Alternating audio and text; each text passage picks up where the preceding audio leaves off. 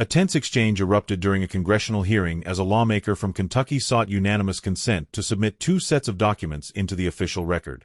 The first set consisted of emails from victims of convicted sex trafficker Jeffrey Epstein. According to the lawmaker, these victims have been filing Freedom of Information Act requests in an effort to obtain their own FBI files, but have received no meaningful responses. He said the documents were submitted to draw attention to what he described as a troubling lack of transparency. The second document submitted was a heavily redacted search warrant related to journalist James O'Keefe. The lawmaker noted that the warrant concerned a diary O'Keefe had already voluntarily turned over to the government 2 months before the raid. Despite no indictments being issued, O'Keefe, he said, still has not been told why his home was searched. With no objection raised, the documents were entered into the record. Moments later, the chairman recognized a lawmaker from California, who immediately pressed the FBI director on his handling of the Epstein investigation. The congressman asked whether the first time the director encountered Donald Trump's name in the Epstein files, he stopped reading or continued reviewing the materials. The director responded, Gentleman from Kentucky is recognized for unanimous consent. Mr. Chairman, I ask unanimous consent to submit 2 sets of documents. The first is a series of emails from the victims of Jeffrey Epstein. They are making FOIA requests to get their own FBI files and not having any success. So I want to bring attention to that by submitting that to the record. The second document that I want to submit to the record, for the record, I know we don't usually read these. This one's not readable.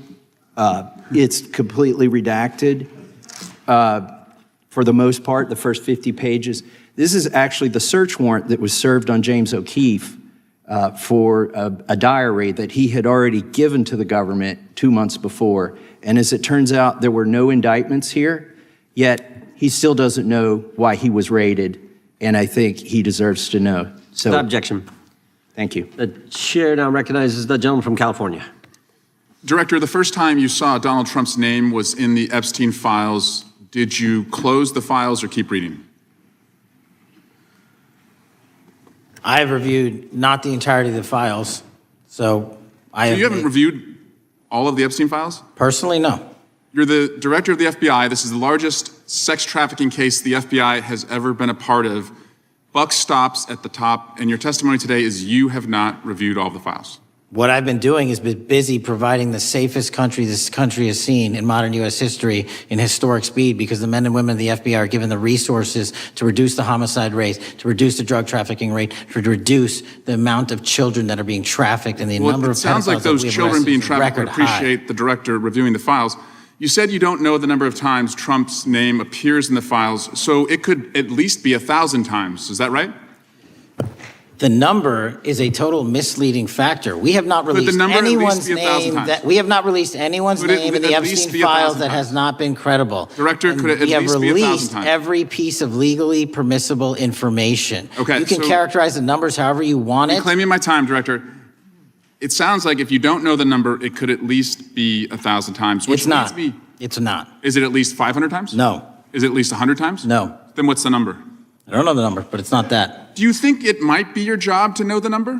My job is to provide for the safety and security of this country. My job is not to engage in political innuendo so you can go out to the sticks and get your 20-second hit in your fundraising article.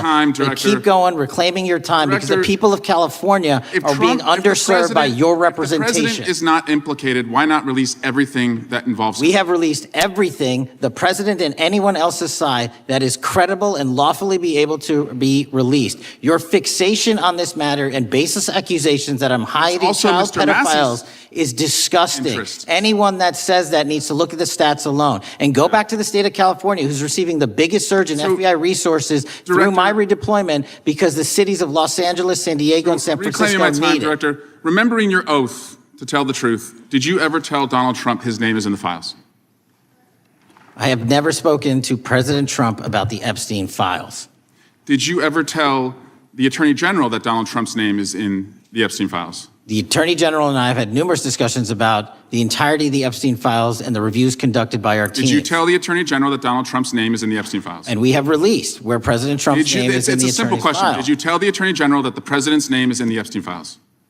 During many conversations, that the Attorney General and I have had on the matter of Epstein. We have reviewed. The question is simple. Who Did you tell the Attorney General that Donald Trump's name is in the Epstein files? Yes or no? Why don't you try spelling it out Yes if you're going or to mock no, me? Director? Use the alphabet. Yes or no? No? A, B, C, Director, D, E, F? it sounds like you don't want to tell us. Did you tell the Attorney General that Donald Trump's name was in the Epstein files?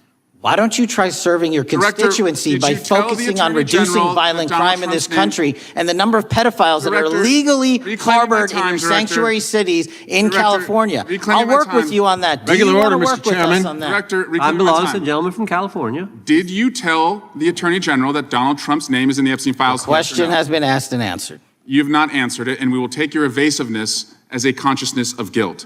Director, did Donald Trump ever say to you, just find and release the entire truth? Don't worry if I'm in it. The instructions from the administration were to release all credible information, and we have done that.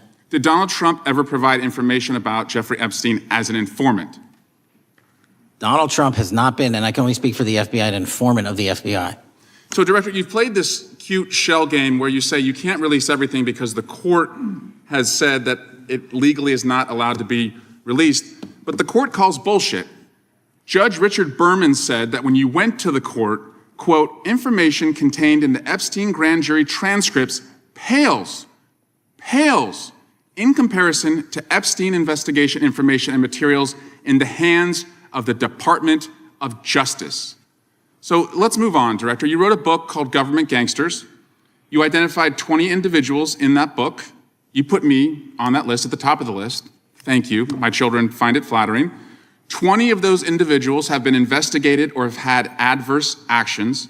Director, considering that you have identified these people as, quote, government gangsters, will you recuse yourself from making any investigation decisions about these individuals? Anyone that has been terminated at the FBI has been done so the because question they failed again, to meet the muster Director, and their constitutional I will obligation. work on the audio-visual capabilities. I'm going to borrow your terminology and call bullshit on your entire career in Congress. I'm reclaiming my time, It has been a disgrace to the American Director, I'm people. reclaiming my time. You can reclaim your time all you want. Mr. Chairman, you're going to allow a witness to speak this way?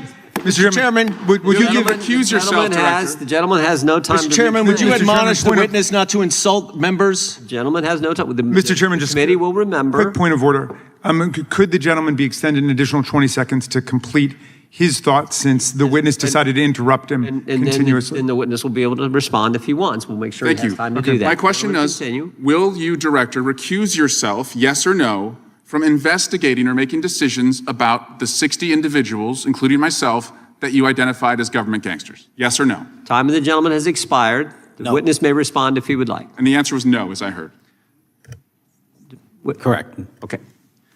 The director responded that he had not personally reviewed every document related to the Epstein case. That answer triggered sharp criticism. The lawmaker pointed out that Epstein represents the largest sex trafficking case the FBI has ever handled and argued that responsibility ultimately rests with the director. He expressed disbelief that the FBI's top official had not reviewed all of the files. The director pushed back, saying his focus has been on reducing violent crime, drug trafficking, and child exploitation nationwide, crediting FBI personnel for historic improvements in public safety. The questioning then shifted to how often Donald Trump's name appears in the Epstein files. The director said he did not know the exact number, but insisted that numbers alone were misleading and that no names had been released unless the information was credible and legally permissible.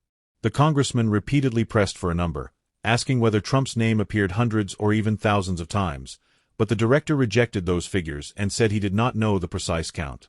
When asked whether knowing that number should be part of his job, the director responded that his role was to protect national security, not engage in what he called political innuendo. He accused the lawmaker of using the issue for fundraising and political attacks. The exchange grew increasingly heated as the congressman accused the director of withholding information and demanded the full release of all Epstein-related material. The director fired back, calling accusations that he was protecting pedophiles disgusting, and pointed to increased FBI resources deployed to California cities to combat crime. The lawmaker then asked whether the director had ever told President Trump that his name appeared in the Epstein files. The director said he had never discussed the Epstein files with Trump. Pressed again, the congressman asked whether the director had informed the attorney general that Trump's name appeared in the files. After repeated attempts to extract a yes or no answer, The director ultimately stated that he had not told the Attorney General that Trump's name was in the Epstein files. The confrontation continued, with the lawmaker accusing the director of evasiveness and questioning whether Trump had ever urged the FBI to release all information, regardless of political consequences. The director responded that the administration instructed the FBI to release all credible and lawful information, and that it had do.